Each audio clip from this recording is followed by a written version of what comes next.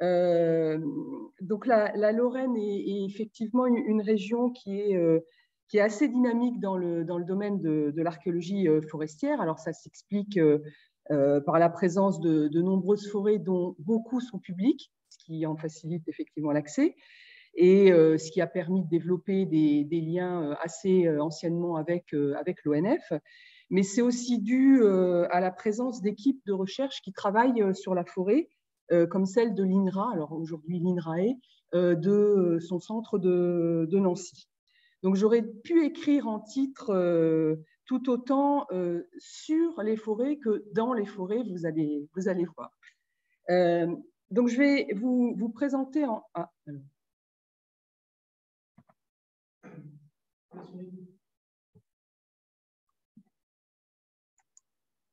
voilà, c'est bon. Donc, je vais vous présenter en illustration les travaux qui ont été menés durant une vingtaine d'années sur le plateau calcaire de Haye, donc en Meurthe-et-Moselle, donc par une équipe pluridisciplinaire qui était composée d'archéologues du ministère de la Culture et de l'INRAP, de chercheurs de l'INRA et donc de forestiers de l'ONF. Donc, on se trouve sur un plateau qui est recouvert de forêts anciennes, dans lesquelles on a notamment repéré plusieurs milliers d'hectares de parcellaires et de structures agraires anciennes, conservées sous forme de micro-reliefs. Et ce sont les hachures en orange. Donc, l'équipe a principalement travaillé sur 3 forêts, le massif forestier de Saint-Amand, la forêt de Thuillé-aux-Groseilles et le massif, principalement sur le massif forestier de Haye, qui domine l'agglomération nancéenne. Pour mémoire, ce plateau a aussi été étudié dans le cadre d'autres programmes de recherche importants, et notamment un sur la paléométallurgie du fer. Donc, je vais vous présenter, j'ai un petit peu axé ma présentation sur... ce qui se passe. Voilà. Sur les différentes méthodes qui ont été mises en œuvre dans le cadre de ces recherches. Et pour commencer, sur de telles surfaces, les enjeux de détection et de cartographie sont bien évidemment importants. On l'a vu avec ce que nous a présenté Nicolas.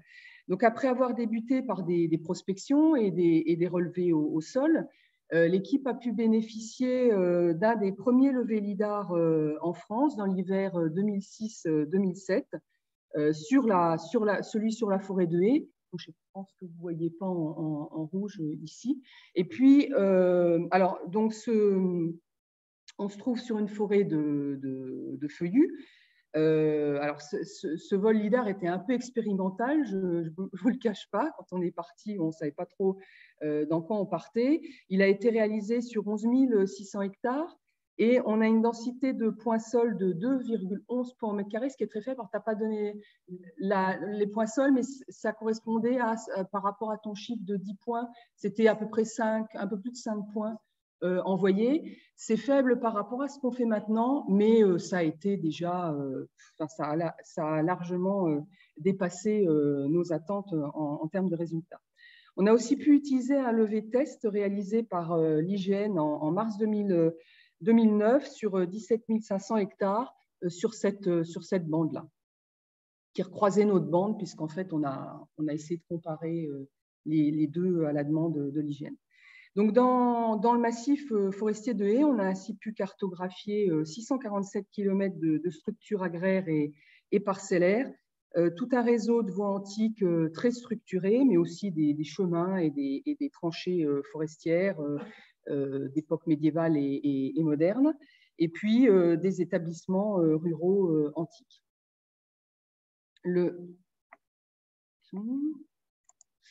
Le LIDAR a aussi favorisé une approche morphologique de ces vestiges, et je vais prendre en exemple les structures agraires et parcellaires qui se présentent principalement comme des levées ou des talus, mais qui, dans les faits, recouvrent des réalités assez diverses.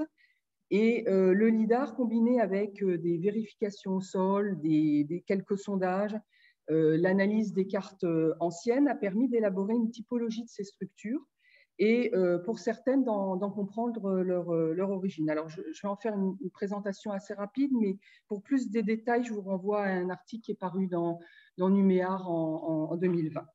Donc, on a en premier lieu des tas et des pierriers linéaires qui résultent d'un épierrement. On est sur un plateau calcaire très, très pierreux qui a nécessité un épierrement lors notamment de la mise en culture de ces terrains. Ces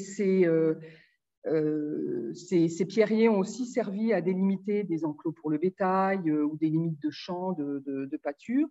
On a également des murs maçonnés plus ou moins effondrés, je ne sais pas, qui comme ici, je vous ai mis l'exemple du mur d'un parc de chasse du XVIIe siècle, qui est connu, ça c'est la carte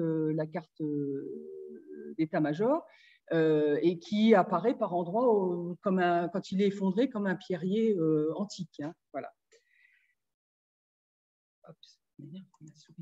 Voilà. Autre type de vestiges, on a de nombreux talus ou de levées qui résultent d'une mise en culture. Alors, on a à gauche des rideaux de culture, au milieu des billons, ou alors, comme on les appelle en Lorraine, des champs bombés, et puis à droite des crêtes de labour.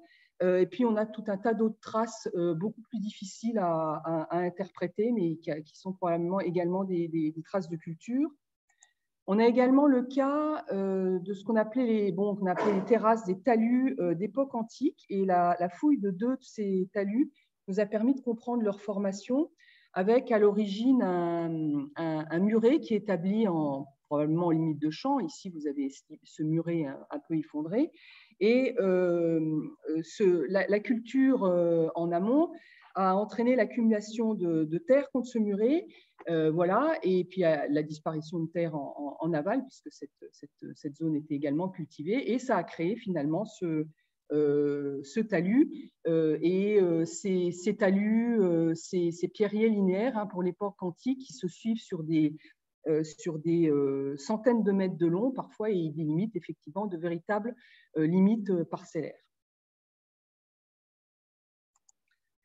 On a également, toujours dans ces levées, ces talus, des limites forestières qui prennent la forme d'un talus de terre qui est bordé par un fossé et qui correspondent aux limites des forêts qui sont représentées sur la carte d'état-major du début du XIXe siècle, mais qui sont probablement antérieures à cette époque. Et ici, alors, ouais, je ne sais pas si on voit trop bien, en tout cas moi je ne vois pas très bien.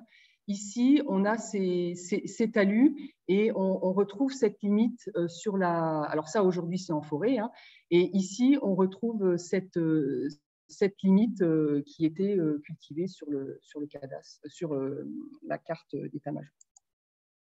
Alors, l'analyse morphologique contribue aussi à la compréhension de ces structures. On a plusieurs morphologies qui ont été mises en évidence, des parcellaires à trame polygonale, des parcellaires en bande coaxiale. Alors ça, c'est des parcellaires antiques, mais on a également des parcellaires laniérés, parfois croisés, et puis des parcellaires beaucoup moins structurés qu'on a appelés vermiformes dans notre jargon.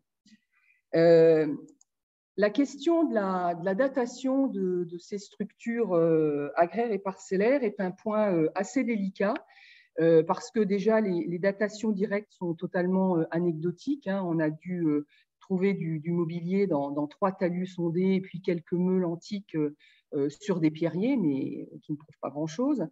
La datation de certaines limites peut se faire de manière relative, soit sur la base d'analyses régressives de cartes et de plans anciens. Alors, c'est surtout opérant à partir du XVIIIe siècle, soit en observant des cas de recoupement qui sont rares, avec notamment des tranchées de chasse qui ont été créées en 1559 par le duc de Lorraine, mais on en a très peu.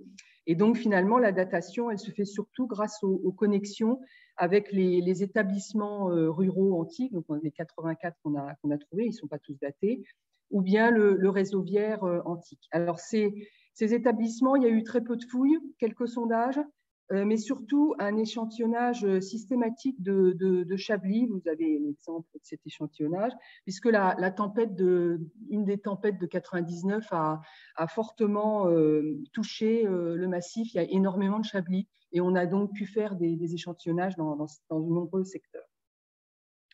Et puis, dernier élément qui peut nous aider, c'est la morphologie de certaines structures agraires dont je viens de parler, qui donne aussi une indication, puisque certaines formes sont typiques plutôt de l'utilisation de la charrue, notamment les champs bombés, les crêtes de labour.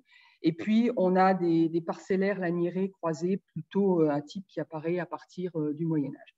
Et donc, en combinant tous ces éléments, voilà sur cette carte la synthèse qu'on a proposée pour la forêt de haies, avec en rouge au cœur de cette forêt un grand parcellaire antique, dans certains secteurs, donc, qui ensuite retournent probablement à la forêt, parce qu'ils ne seraient pas conservés comme ça. Nicolas nous a bien montré ce que peut donner une culture par la suite, donc qui retournent à la forêt. Et puis, dans certains secteurs, la présence de structures agraires typiques des époques médiévales et modernes, la datation est lâche. Donc, c'est en bleu, qui témoigne de zones redéfrichées à ces époques. On a le parcellaire, ici les parcellaires laniérés croisés, ici les parcellaires vermiformes. Et puis on a aussi quelques vestiges agraires du 19e siècle en vert, mais plutôt sur les marges du massif forestier actuel. On a fait aussi un certain nombre d'études paléo-environnementales et de travaux d'écologie historique là, avec l'INRA. En premier lieu, on a tenté de mieux comprendre ces espaces exploités en réalisant des analyses de sol, puisqu'une autre caractéristique du milieu forestier, c'est qu'il se conserve non seulement les micro-reliefs, mais également les sols anciens.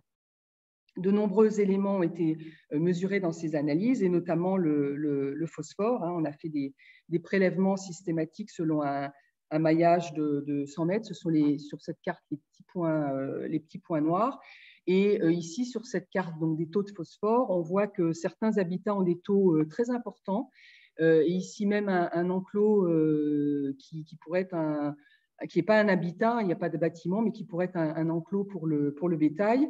On voit aussi que le phosphore se diffuse le long de voies qui sont matérialisées par un double pierrier. Ici, cet effet est très net, ici aussi également. Et il pourrait témoigner du passage régulier de troupeaux.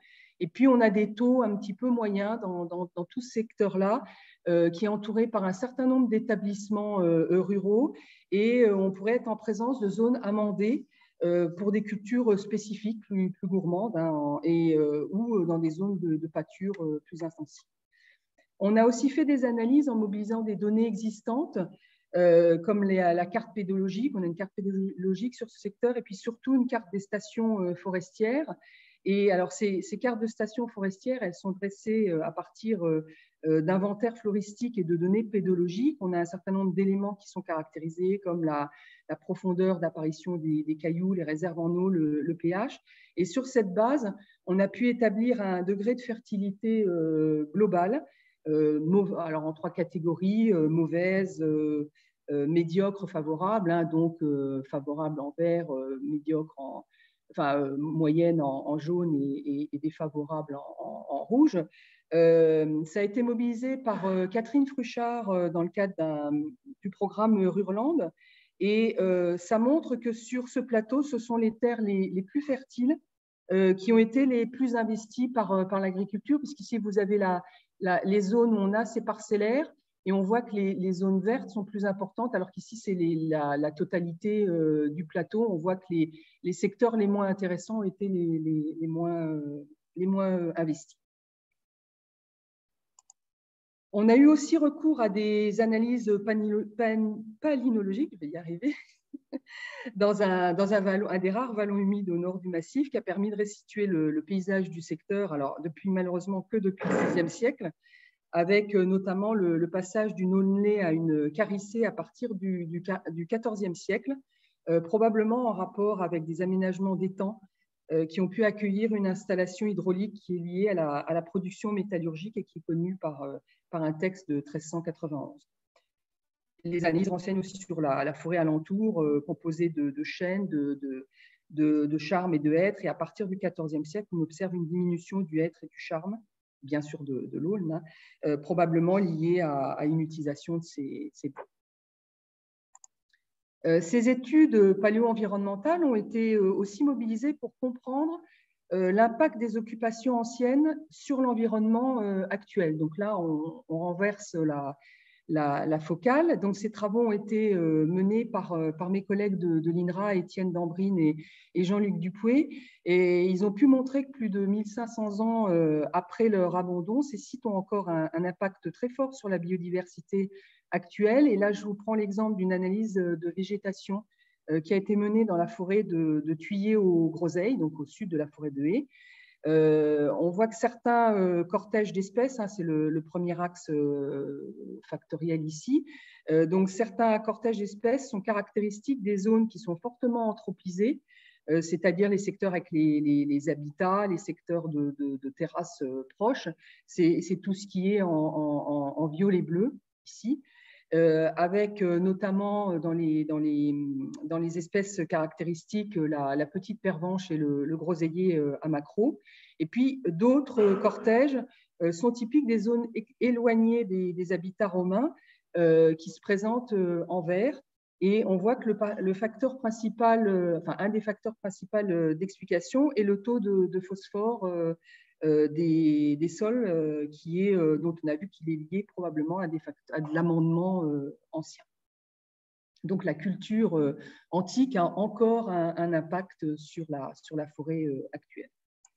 Autre outil omniprésent dans nos travaux d'archéologie forestière, le CIGE. Alors je finis par ça, j'aurais pu commencer, c'est une évidence, mais je tenais quand même à en parler parce que ça nous a servi à la fois à gérer nos données de prospection, et c'est important sur des surfaces immenses comme ça, où on va au GPS, on a du LIDAR, enfin, c'est vraiment important de pouvoir avoir cet outil. Ça nous a permis, bien sûr, à cartographier, à vectoriser les vestiges ou les données environnementales, à intégrer toutes les données historiques, et notamment les cartes et les plans anciens, et bien sûr à mener diverses analyses spatiales. Et je prendrai juste un exemple rapide d'une analyse qui a été menée dans le cadre du projet Archédine, dont un des axes était d'évaluer et de mesurer comment se constituent et évoluent des territoires en considérant les activités de production agro-pastorale, et là, notamment les structures agraires et parcellaires. Et cette carte, elle illustre une des méthodes mobilisées, à savoir l'analyse grâce à une grille de mailles qui nous permet de passer des données linéaires ou ponctuelles à des portions d'espace exploités. Et ici, l'analyse porte sur l'évolution de la distance champ-habitat. Donc, sur la carte de gauche, durant l'Antiquité, les fermes sont implantées au cœur même des espaces cultivés. Les champs sont à moins de 500 mètres de ces espaces. C'est symbolisé par la maille rouge. Et puis, durant le Moyen-Âge et l'époque moderne, donc sur la carte de droite, les villages et les fermes sont beaucoup plus distants des espaces cultivés, à près de 2 km en moyenne. Ils sont localisés en fait autour de l'actuelle forêt, et aucun habitat n'a été repéré dans les espaces cultivés.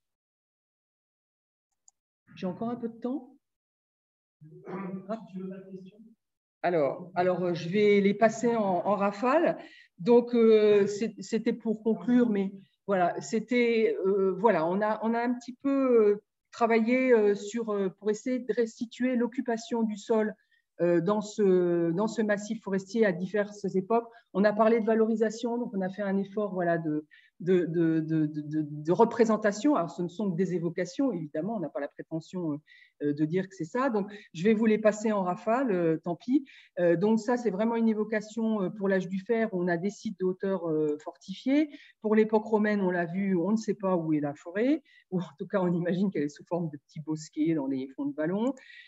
Pour l'époque médiévale moderne, on a un certain nombre de secteurs qui sont redéfrichés. Ça, c'est quelque chose qu'on avait totalement sous-estimé avant le LIDAR.